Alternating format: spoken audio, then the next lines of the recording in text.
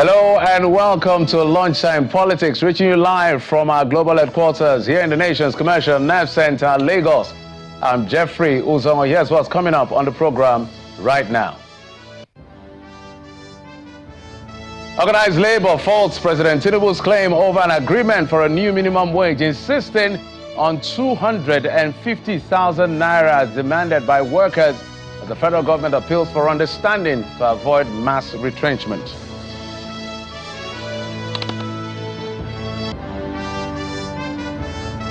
President Bola Tinubu calls for all hands to be on deck in rebuilding the nation, shrugs off slip during June 12 parade, jokes that he only paid homage to democracy on that day.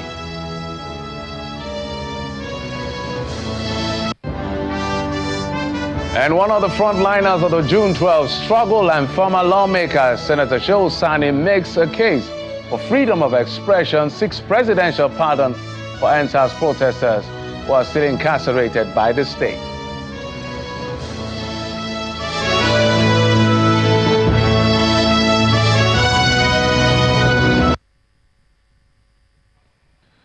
Well, it's a day after our Democracy Day celebration, and the issues raised by the president's statewide broadcast continues to gain traction in the polity, one of which is organized labor, faulting the president's comment that he will soon send the agreed national minimum wage to the National Assembly for passage. A statement by Mr. Adewale Adeyanju on behalf of the NLC President Joe Ajero rejected the president's claims that an agreement has not been reached on the minimum wage between the federal government and organized labor. Mr. Adeyanju says that rather two figures, 250 from organized labor and 62,000 from the government and organized private sector, were arrived at and ought to have been submitted to the president. He further says it is evident that the president has been misinformed regarding the outcome of the wage negotiation process.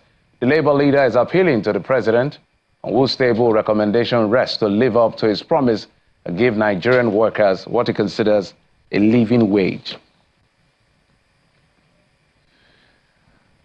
Now, President Bola Tinubu says all hands should be on deck to rebuild the nation as he recognizes the challenges citizens are facing owing to the reforms in the economy. He said this during the State House dinner to mark Democracy Day in Abuja. The president also reacted to that trending video online of him tripping at Eagle Square on Wednesday, saying democracy is worth falling for. He calls it dobale for democracy. It means to pay homage to democracy. Well, the president stood up and continued with the activity of the day, but he quickly stood up, continued with the activity of the day after gaining his balance where he conducted that parade. Early this morning, I had a swagger, and it's on the social media. They are confused whether I was in Buga or in Babariga. But it is a day to celebrate democracy. Why do we dobale for the day? I'm a traditionally Yoruba boy. I live my family.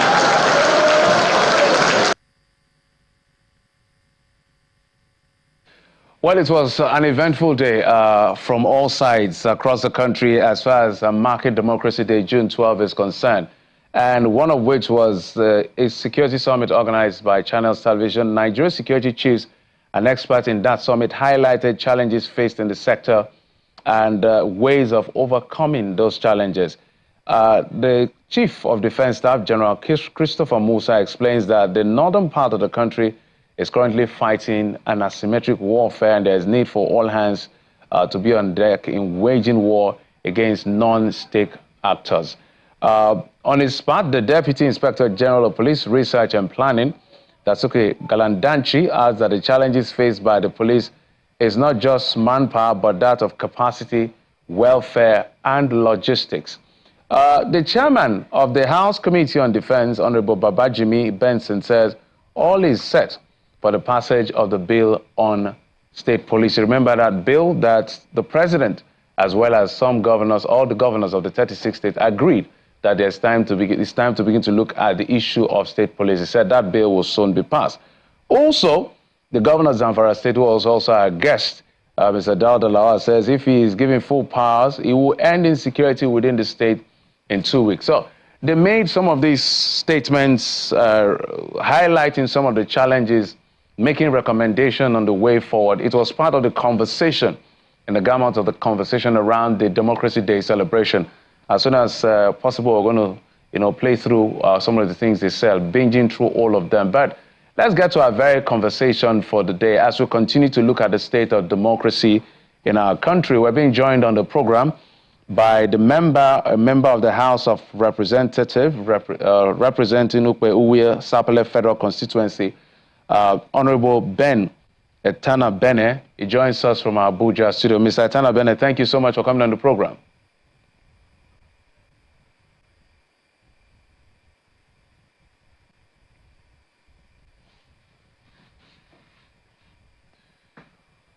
Okay, I'm also supposed to be joined on the program by the Executive Director of Yaga Africa, Mr. Samson Itoda. As soon as we establish connection with them, we'll start that conversation. But let's move on now to other stories that the Lagos State House of Assembly says it has passed 300 bills and 2,000 resolutions since the return to democratic dispensation in 1999.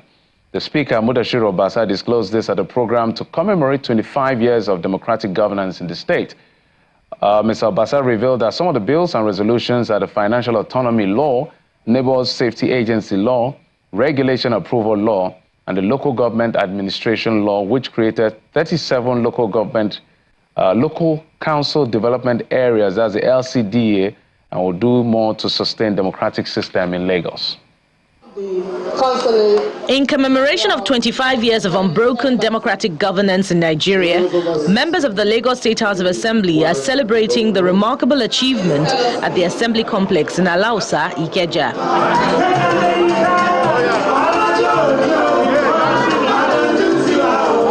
Former members of the State Assembly, former Governor of Lagos State and former Minister of Works and Housing, Mr. Babatunde Fashola, wife of the Lagos State Governor, Dr. Ibijoke Sanwo-Olu, Chairman, Nigerians in Diaspora Commission, Mrs. Abike Dabiri-Erewa, foreign partners and traditional rulers are here to mark the significant milestone for the country.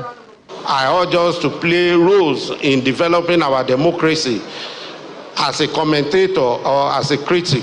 At the same time, I solicit for support for legislative institutions, particularly state houses of assembly throughout the federation. Mr. Babatunde Fashola says without democracy, there will not be a place called a State House of Assembly, and protecting the democratic governance is a collective effort between the three arms of government.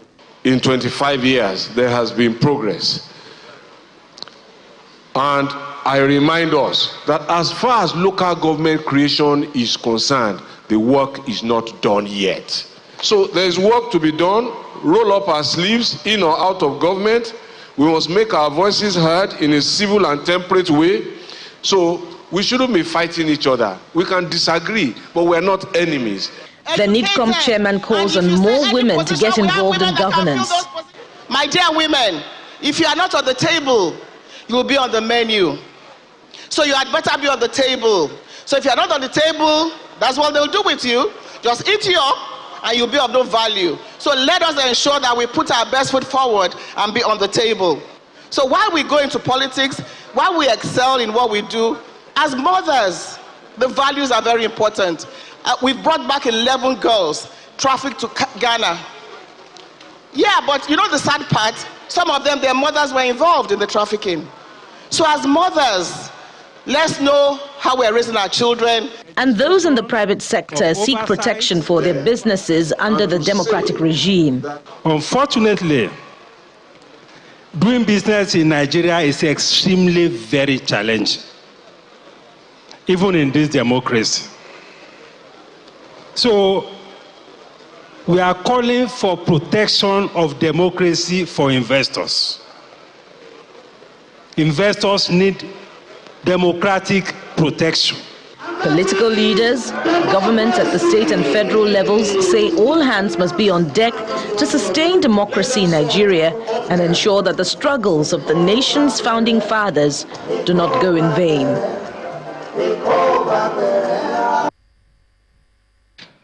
We're now being joined on the program by Honorable Ben Etana Bene. Honorable, thank you for coming on the program. Thank you very much. Thank you for having me.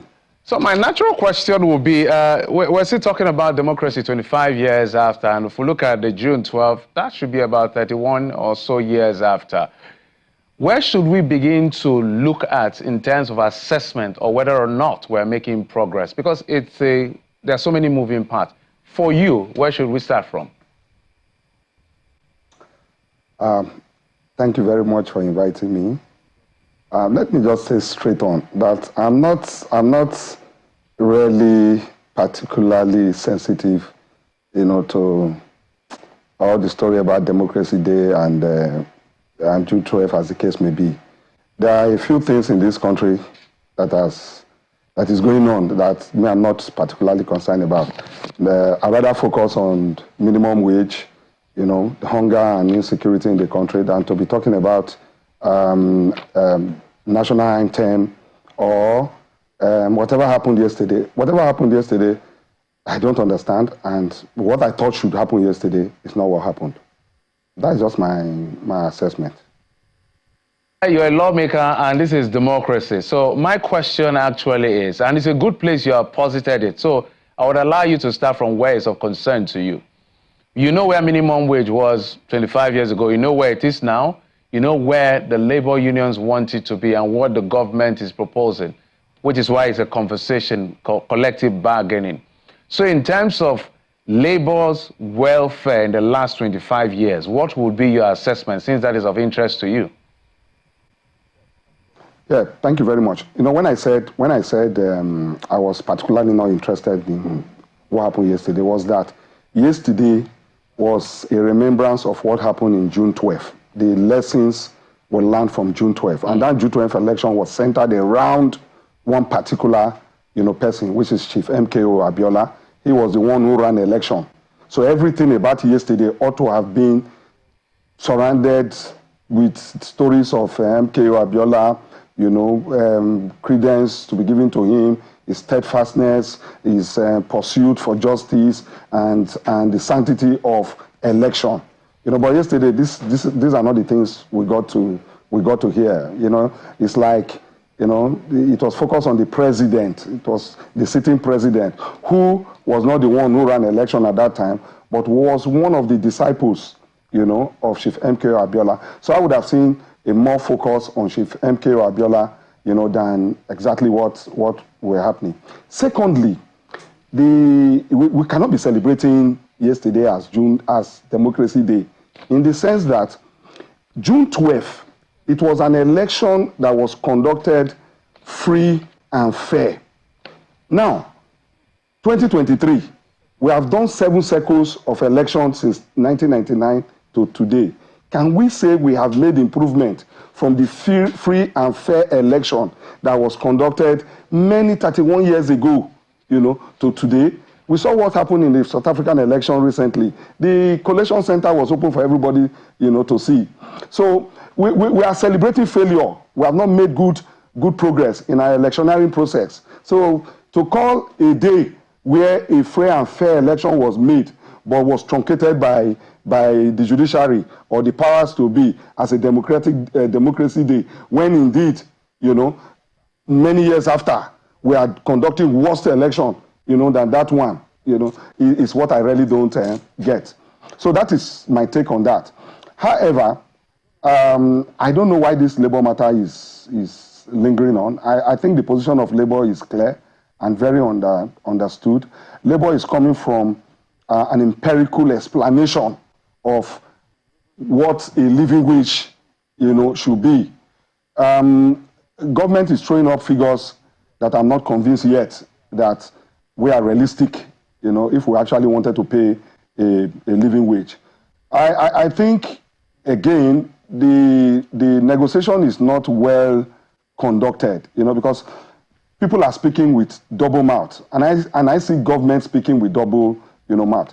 Check the address of the president yesterday. It was centered around, I would have crushed you people, but I don't want to crush you people. We'll see what we can do when we send the minimum wage, to the National Assembly. You don't talk to a matter that is under negotiation, with some subtle threat, like that. It won't work, Labour has its language. They have their language, and of course, they are acting on behalf of, the vast majority of Nigerians. All right. Let's not be deceived when people say the small number of people Labour represents. As we begin to, my apologies, as we begin to wind down because of time, without making a case or defending the president, I think he was trying to talk about the freedom people are experiencing, given the fact that Labour went on strike, there were no victimization and all of that. Without trying to make a case for him, I'm just trying to state it as he said it. I don't know whether that was a subtle threat, as you put it. That's another kettle of fish. But let's pick the element of that conversation in winding down. When you look at this democracy, do we really live in a free society as we should live? Because that is one of the major hallmarks of democracy, even if we're practicing democracy. Are we really free as a people? Not necessarily from colonialism. I mean, the freedom of expression, the freedom of opinion, and all of that, in your view? We're not free yet. We're not free yet. We are still acting like we're in the military, era. Freedom of expression, in the recent time has been given serious blows. Some journalists were invited, for even articles not published, to answer for it. There are a lot of journalists also too who have been incarcerated, for bringing out stories that, could not narrowly have been, a freedom of expression, as the case may be. They've been tried to put up, amendments in the bill for the press. If not, that it was resisted by some of us too. So, not holding brief for bad public expressions, but I think we are not free yet. Okay. We are still in the infancy stage. So all right. I must thank you so much. I can't really give a pass mark for it. Yeah. Okay. I thought you wanted to give a figure, but since you say you don't want to give a pass, that means it's below average for you. Is that your assessment? Sure.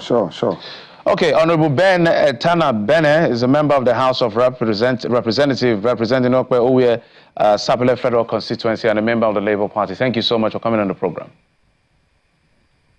Thank you. Thank you for having me. Absolutely. All right, so we did tell you that there was a security summit yesterday at the town hall by Channels Television. Some of the security chiefs spoke at that event yesterday, one of which is the Chief of Defense Staff, General Christopher Musa, explaining that the northern part of the country is currently fighting an asymmetric war, and there's need for all hands to be on deck in waging the war against non-state actors. It's not about the law. We are dealing with asymmetric warfare, which is a new kind of warfare. It's different from the conventional term, and that's what we want to make very clear. Conventional warfare is between country to country. Now, asymmetric warfare, you are dealing with non-state actors, people you don't know, people that are your own. I give you some examples. Sometimes when we go on cordon and search operations, the same village you get in, they hide the weapons, touch them, they don't have anything, and you proceed. And they dig out these weapons and fire you from the rear. It is difficult because you don't even know who is your enemy. Everybody is an enemy. There is no front. Everywhere, is a front as much as possible. Now, the challenges we're having is that understanding. I'm happy that it is changing. And if you see from what the armed forces and the police are doing now, we are being very people-centric in our approach because we understand that asymmetric warfare has to do with the people. It did not start now. It has started since. My advice always is no country should allow asymmetric warfare to commence. It is difficult to eradicate. Why? You are dealing with ideology. And once you have that ideology built in, it's difficult because you see the person, you don't know what he's thinking about. You don't know what is in his mind. We have seen people that we have told them they are still telling us that we are wrong and they are right, as it is. So we need to come together as a country to be able to tackle this, and it should be nipped in the bud for every country, I advise. of asymmetric warfare, clearly by the CDS positing what it is that they are dealing with and how all hands should be on deck. But let's continue the conversation on the issue of democracy, which is part of it, by the way. Security is at the core of all of this. Let's now bring in the Executive Director of Yaga Africa, Mr. Samson Itodo, who joins us via Zoom. Mr. Itodo, thank you so much for coming on the program. If you can help us on mute as well.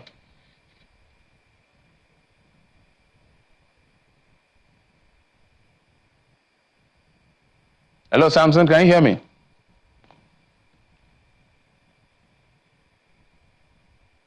Oh dear.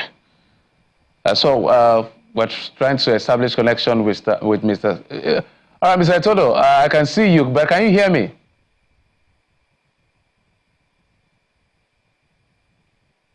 If you can help us unmute, Mr. Samson, if you can see me and maybe read my lips if possible, can you help us unmute?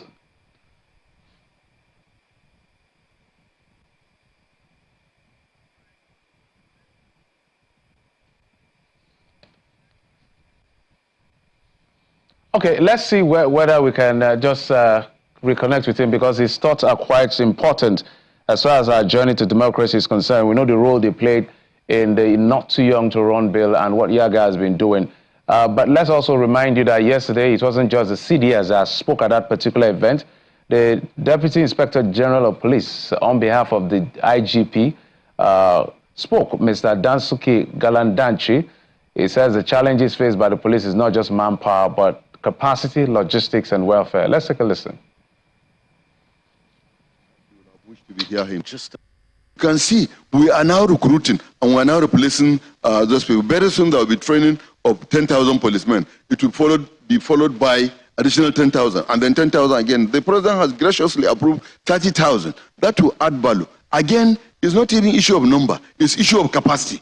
And the IG had already identified that, and he has given that order. There is 3 days training, 5 days training, 7 days training. As I told you, we identify our local problems, use local solution, we solve it. And that is exactly what we are doing. Issue of funding, issue of lack of manpower, all is by the way. What is it that we are doing now with the manpower that we have? And that is exactly what I told you we are doing, and it's yielding result.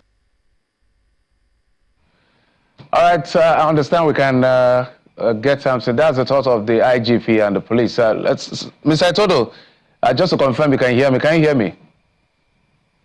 Yes, I can hear you. Good afternoon. So I'm just going to allow you just express yourself, but a straight question, because we don't have the luxury of time. So I know that you had given a release yesterday, and I'm just going to posit that the imperative of negotiating a new social contract, you say a new social compact that can help restore trust after it has declined in the last 25 years. I mean, trust in government and institution, in your view, has declined in the last 25 years. So there's a new social contract that is required, or compact as you put it.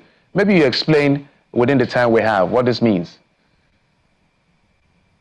Well, thank you very much, and happy Democracy Day to everyone. I think in our statement, Yaga Africa is of the firm view that after 25 years of democratic experience, there's a great need for us to revisit our democratic culture, our democratic institutions, including the practice of democracy. That in the last 25 years, whilst we note that there has been progress, but we look to the future with a great sense of concern and trepidation.